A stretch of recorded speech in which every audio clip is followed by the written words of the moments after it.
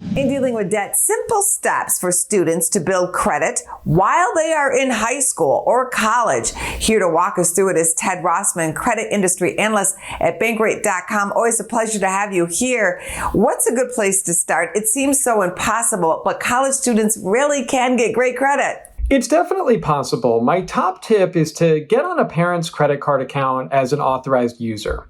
Their account history will translate to you, and that can have many benefits as long as they're using the account responsibly. So if they have a good long credit history, if they're paying on time, keeping their debt low, all of these things translate to authorized users. That can give you a great leg up.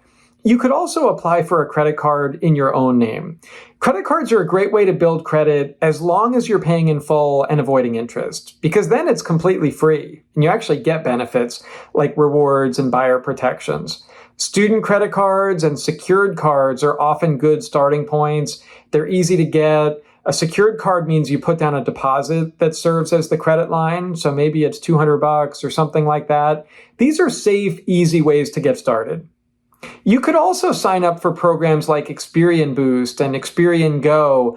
These are slightly different. Experian Boost is for those with existing credit scores. Experian Go is for people completely new to credit. But the commonality is that with your permission, they're going to look for things like on-time streaming service payments and utility plans, rent payments in some cases.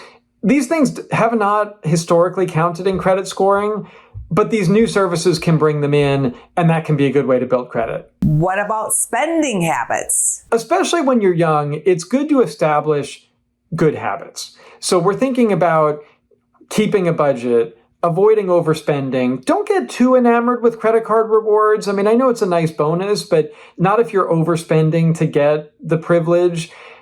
Consider buy now, pay later as well. That's a very common payment method among young adults, and it could work for you. It could be a viable way to avoid interest and spread out your cash flow.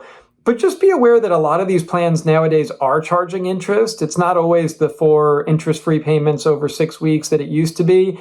And sometimes it encourages overspending, as in it's not a $200 purchase anymore. It's just 4 easy installments of $50. That's the kind of thing I'm talking about when I refer to building good habits. Really, you just want to focus on the basics, setting a budget, sticking to it, making sure that you're not getting carried away. Leave some of the fancier stuff for later on. Great tips, Ted. Thank you. No problem. Thanam. Go to businessfirstam.com for where to see our show on TV.